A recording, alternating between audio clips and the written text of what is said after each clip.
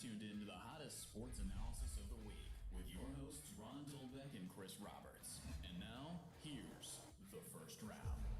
If it's this face and it's this set, you're in one spot. The first round. We're talking about everything going on in the world of sports. Tonight's show, way too early, 2021 college football top 10 list. Chris and I have been banging away at the computer all afternoon. Well, one of us was. And we have put together our scientific list of who the top 10 teams should be at the beginning of the season. Chris, I'm going to get it started at number 10 with a coach that is I believe he's the most senior coach now in the Big Ten. And I'm going to give some good reasons. But at number 10, I'm going a little off the radar. I'm going with Kirk Ferentz and Iowa at number 10. 6-2 this year. Defense only gave up 16 points. Super stingy defense. Their quarterback is going to be in his second season next year.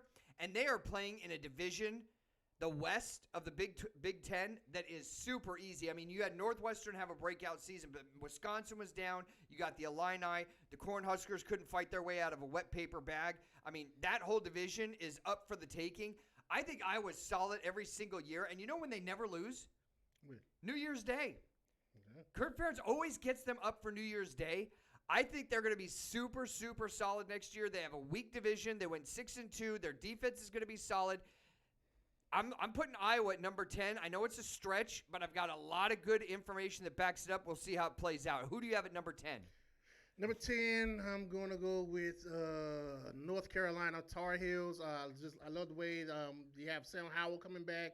I love that their offense is able to spread it out. They have athletes now, and Mac Brown is actually doing his thing actually with his offense. So I'm going with Carolina at number 10. Carolina at number 10. At number 9, I have a Hurricane mix. As long as you didn't say the Hurricanes, we were good. No, it's Hurricane mix from O'Brien's, which is an Irish pub in New Orleans. That stuff is good. My team at number 9, my alma mater, the Florida Gators. I know they lose Trask. I know they lose Tony. They lose Pitts. They lose Grimes. But something inside me believes in Emory Jones. If he can pass, I already know he's mobile. They got to get their defense locked in and get it wired tight. Their defense it failed them. I mean, they fell asleep at the wheel the last 3 games of the season, which really set me off because they were on track to be one of the top 4 teams. I mean, if you think about it, they lost to A&M by a fumble. They took Alabama to the wire in the fourth quarter like no other team did all season long. They weren't that far up. They were a shoe throw away from winning at home in the Fog Bowl against LSU. So they could have been undefeated, coulda, shoulda, woulda. They weren't. They fell apart. I think they bounced back. I've got them at number 9, even though they lose Trask. Last year they lost half their wide receiver core. And then Trask has a blow-up season and is one of the 4 finalists for the Heisman. I think they're going to be right there. They're at number 9 for me. Number 9 for me is going to be the Cincinnati Bearcats. What Luke Finkel was able to do with that team this year was utterly amazing. They only lost that one game in that bowl game to Georgia. To Georgia. And that game was close. They were leading basically that whole game. Georgia just field goal last second, won the game. But I love what Luke Finkel's actually doing, and they're bringing back their whole team. So for me, Cincinnati. Yeah, my number 8 team. Way too early top 10 for 2021 college football, Cincinnati. Luke Fickell, 31-6 in the last 3 years there. Plus, they picked up an Alabama transfer running back, Jerome Ford. This guy is a beast. Look, when it comes to Alabama drafting, Nick Saban doesn't draft guys that don't know what they're doing. When you think about Richardson, you think about Lacey, you think about Najee Harris, all the guys they've had in the backfield there, this guy is going to shore up that running back position. I've got Cincinnati at number 8. Who do you have at 8 while I have more Hurricane drink? You're not going to like who I have at 8 because I don't like what I have at 8. But if you say Florida State, you're going to be on 2-week probation from this show. They're not even in the top 25. I don't have them in the top 30. But no, I'm going with the Golden Domers of Notre Dame. What? Yeah, man, they haven't lost anybody. Then you think They still bring back that freshman running back, Kellen Williams. He's the leading rusher. The guy had over 1,000 yards. And who's your quarterback? And who's your coach? Oh, it's the guy that went 3-8 against top 10 teams. It's Brian Kelly. He always seems to get them through the season undefeated. Because they don't play anybody. I know they don't, but they're still there though right now. It's too early. It's early. I mean, hopefully they don't be there by the time we get the next season. But I mean, right now. You got Notre Dame in your top 10. You didn't take all your pills this morning. Number 7 for me, right here. Mac Brown has turned around North Carolina. I thought they actually looked really good against a better Texas A&M team in that Orange Bowl. Again, Sam Howell coming back. Now, they're going to lose running back Carter and Williams, who were both beasts, but I think that they're going to just reload there. I think he's got the culture of winning back at North Carolina. I've got North Carolina coming in at number 7. Yeah, here we go. So my number 17, I'm going to go with Iowa State. I love what Iowa State has been able to do over the last couple of years. Purdy was able to put up decent numbers this season. Their defense actually came to play. And I look at that Big 12 conference, it's down. To me, it's Oklahoma and Iowa State. Yeah, I agree with you. Here's my concern with Iowa State. Mark Campbell's definitely turned it around. They're going to lose their number 1 rusher probably to the NFL. I think he led the nation in rushing, but they're at 11 for me. They just almost didn't. They just didn't make it into the top 10. But I love the job that's been going on there in Ames the last 3 or 4 years. Mark Campbell's done a great job turning that program around. My number 6 team. I know I'm going to get flack from this, and I know people are going to write in, but I'm putting them at 6. Ohio State. They're going to lose 8 of their starters on defense. Then they're going to lose their quarterback, Justin Fields. He's got some good backups in the wing, Ryan Day, as far as starting quarterback at the beginning of the season. C.J. Stroud and Jack Miller, quarterbacks, are going to be dueling it out in 2-a-days to see who wins that position. Olive comes back at wide receiver. Their number 1 linebacker comes back. But that quarterback position is so integral and so important in college football. I can't put them any higher than that just because they're losing so much. So at number 6, I've got Ohio State. You think Olive's coming back this year? Yeah, he made the announcement a couple days ago, I think. Okay. Yeah. Good for him, Gary. I thought he would have went to the pros. I mean, I know, right? Put up great numbers. Yeah, he's ready. But I can't. I agree with you. Ohio State is number 6 for me as well. Okay. Yeah. For the same reasons Same or reasons. what? Yeah, same reasons. And I think Ryan Day, if anybody took over, you know how hard it is to take over after a legend? Like, if I'm going to tell you right now, okay, you can't say Dabo Swinney. Who's taking over for Alabama when Saban walks away? Oh, God. I mean, I don't even want that position. You could throw $10 million at me because how are you going to live up to that? Right? Right. So who did Ryan Day have to follow? He had to follow Urban Meyer, who won at Youngstown State. He won at Utah. He won at Florida. He won at Ohio State. He was a legend. He's from there. And then Ryan Day has to walk in almost on like zero notice. Right. And look what he's done the first 2 years.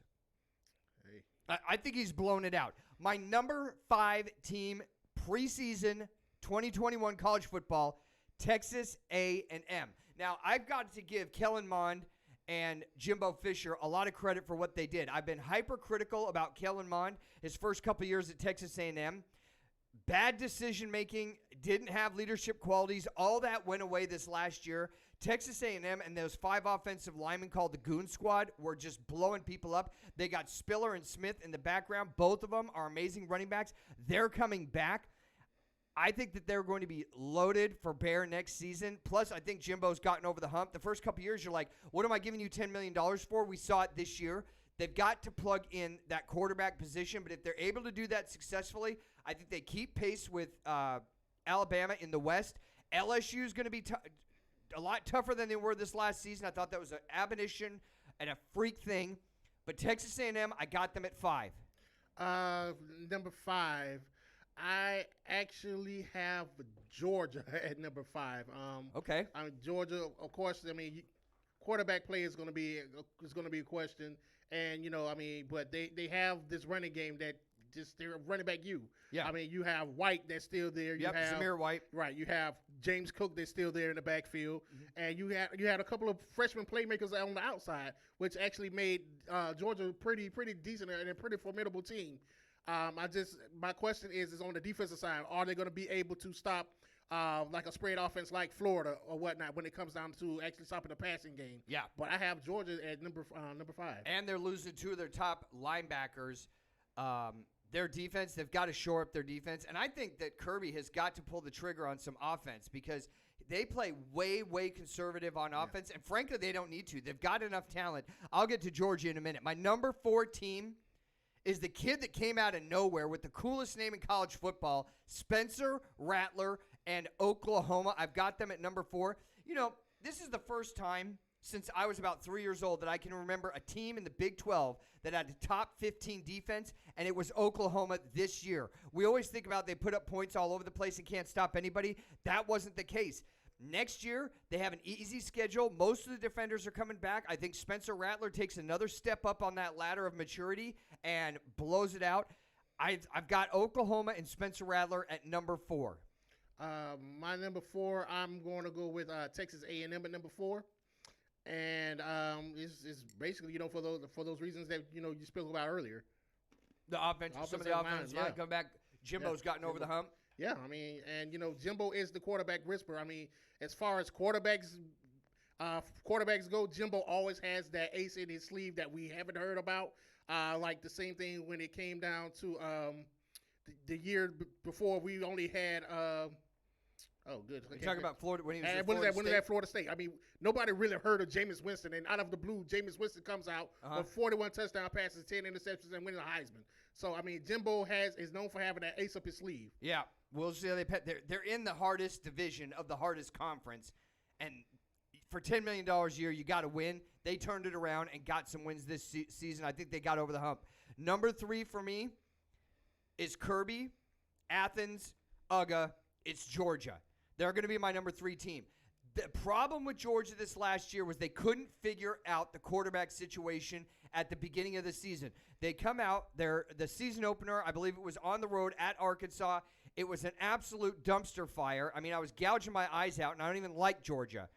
So I think JT Daniels, the transfer from USC, has settled in the second half of the season. You get George Pickens back at wide receiver. You lose 2 of your top offensive linemen. But just like you said, they're running back you. They're also offensive line you for a lot of years now. I think they just replaced those 2 guys. I've got Georgia maybe a little higher than they need to be based on how they did this last season. But it was COVID. They finished strong. Kirby, I have faith in him. JT Daniels, I believe in him. They got to use George Pickens more and open up that offense. I've got Georgia at number 3. Number 3, I have Oklahoma. Simply for, I mean, just what they did to Florida, even though Florida was missing players, I mean, in that bowl game. But, my God, I mean, that guy Spencer Rattler looked like, I don't know, I mean, he looked like almost Justin Fields like in that game. Yeah. I mean, the guy was, I mean, his passes were accurate. They were on point. He was able to stretch plays, get the ball down the field. I mean, I wonder what, you know, if they're going to have some production issues because Charlton Rambo had transferred down to Miami. But I think my Oklahoma has enough receivers and playmakers just to fill him in and keep it moving. Yeah, and that defense top 15. Yeah. I mean, when was the last time anybody in the Big 12 had a top 15 defense? Oh, gosh. Lincoln Riley's got turned around on both sides of the ball. Spencer Rattler at the beginning of the season, we didn't even know if he was going to start. Mordecai was fighting tooth and nail to take that position. Spencer Rattler wins it over and has a Heisman-esque type year for a first-year player. Yeah. I mean, that blew me away. Number 2 and number 1, I think we're going to be on the same page. I've got Clemson and Dabo Swinney at number 2. They're going to have a new Sunshine walks away. Yeah. ATN walks away. Yeah. Their quarterback, I don't know if I'm going to get this guy's name right. DJ Ugalele. Yeah. Also, they got a 5-star running back coming in, Will Shipley. This guy's a stud. I think he just takes over where Travis Etienne left off. How about starting up your season on September 4th for Clemson playing guess who? Georgia. Yeah. How do you like that one? That's going to be September 4th in Charlotte. Good way to get your feet wet as a sophomore quarterback. But, Dabo's one of the elite quarterbacks or quarterback coaches and one of the elite coaches in college football. It's just like a manufacturing plant like Alabama. They just roll in new guys all the time. I mean, Boyd was like one of the top quarterbacks, dual threat guy, huge arm, and then it was like 3 years later, it's like, who the hell is he? I can't remember who he was. Right. Sunshine's in here and took all the spotlight. So at number 2, I've got Clemson. Number 2, I have Clemson as well. I mean, like you said, Clemson is basically like that manufacturing plant. Once one goes out, another person comes right in. Yeah, and steps right up. All right, number 1, no surprise here. I've got Alabama. Bryce Young, 4-star quarterback. He's going to take over from Mac Jones, probably. He was the number 1 QB recruit last year. Mechke comes back. You lose 3 of your offensive linemen, Leatherwood being, I think, the most valuable there. Dylan Moses is gone. Patrick Surtain in that secondary is gone. But again, I mean, who actually even cares? Because they'll just go down to the Greyhound bus station, grab some guys off the bench, throw them in there, and after 5 weeks of coaching, they're going to be getting drafted in the top, 10 in the NFL. So it's just reload, same old story. It's Bama, it's Ohio State, it's Clemson every single year. And at the top of the pile for me, number 1, it's got to be Alabama until Nick steps away, dies, or whatever. I mean, until he leaves, it's Alabama. Of course, number 1 is Alabama. It's Saint Nick is just the gift that keeps giving, keeps on giving. I mean, Alabama, you guys just enjoy it. That's the only thing I can say is enjoy it. Did the Alabama fan base even know how truly spoiled they are? I mean, I shouldn't talk because, I've got my Patriots team who was dominant for 20 years, and I don't think it's over yet. We just had a one down year. But honestly, when you look at it, you'd have to go back to like Oklahoma and Bud Wilkinson in the late 50s and early 60s to see a team. They weren't even this dominant. I mean, I think that they've won 10 or more games every year that Saban's been there, except one. And the most they've ever lost in his tenure was 2 games in a year. That's the most. Yeah. In over 10 years of being there. It's crazy. We want to thank all of our 4,000 subscribers. Become one of them today. Hit that subscription button. Then go hit that notification button. YouTube will let you know every single time we put out new material just like this. Chris and I will be here next week talking about every single thing going on in the world of sports. Until then, take care of yourselves, everybody.